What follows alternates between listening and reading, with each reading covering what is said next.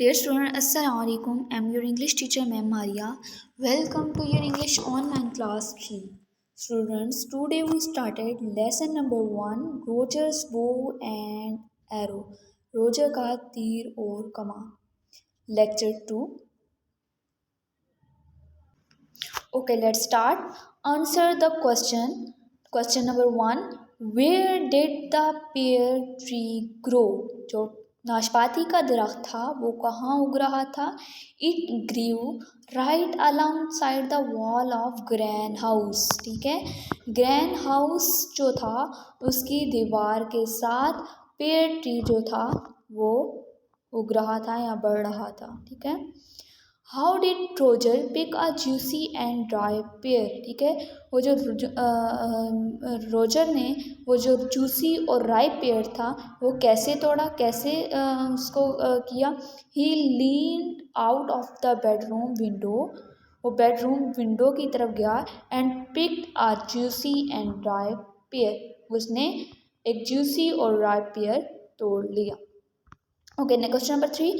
What will Roger do for his grain. ठीक है, Roger जो था वो ग्रेन के लिए क्या तोड़ रहा था. He will pick the pears off for her. एक नाशपाती उनके लिए तोड़ रहा था ग्रैन के लिए. What promise did Gran keep. जो ग्रैन थी उसने क्या प्रॉमिस किया था. ग्रैन की always keep all their promises. How did the fruit fall into apron? Roger gave the string a quick tongue and the fruit fell into the grand outstretched apron. उन्होंने एक Ephron पकड़ा हुआ था जिसमें वो जैसे ही पेड़ तोड़ता वो उनके एप्रन में आके घिरता. ओके, नेक्स्ट है B part. Make sentences using the phrase instead of. ठीक है, ये एक फ्रेज है इंस्टेड ऑफ. आपने इंस्टेड ऑफ यूज करके ये सेंटेंसेस कंप्लीट करने हैं और ये आपका बुक वर्क है और बुक पर कंप्लीट करने हैं. The girl has a pencil instead of a pen. The boy has a bicycle instead of a motor bike. The player has a club instead of a bat. इसी तरह ये आपने अपनी नोटबुक पर complete करने हैं. ऊपर आपको ऑप्शन दिए हुए हैं और इन्हीं को करेक्ट फिलिंग द ब्लैंक्स में आपने पुट अप करना है. और फर्स्ट ऑफ ऑल सबसे पहले क्या यूज़ करना है, फ्रेज का यूज़ करना है. वो क्या है, instead of. Okay, translate the sentences into your national language. आपने अपनी नेशनल लैंग्वेज में इन सेंटेंसेस को ट्रांसलेट करना है और ये अपनी नोटबुक पर आपने काम करना है. If the fruit was ready, अगर फल तैयार होता, he would pick a juicy and dry pear. तो वो एक रस भरी पकी हुई नाशपाती तोड़ता.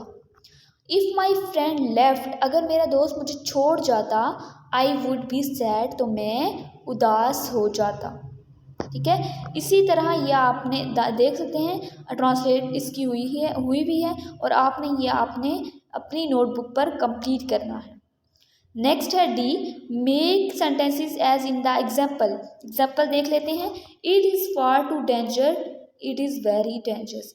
फार और टू की जगह जो फार है वो intensifies the meaning of too. ठीक है, वो फार का मीनिंग है to.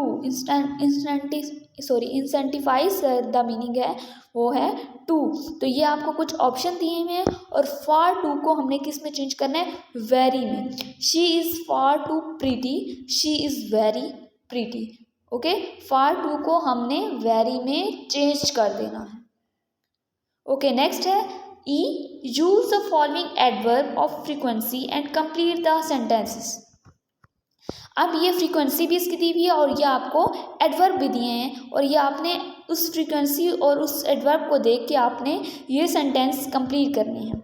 I always speak the truth, 100% है इसकी फ्रीक्वेंसी, तो हमें हमेशा सच बोलना चाहिए.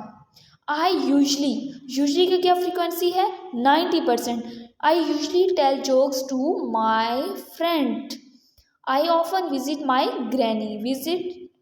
आई ऑफन मीन ऑफन क्या है, 70% फ्रीक्वेंसी है.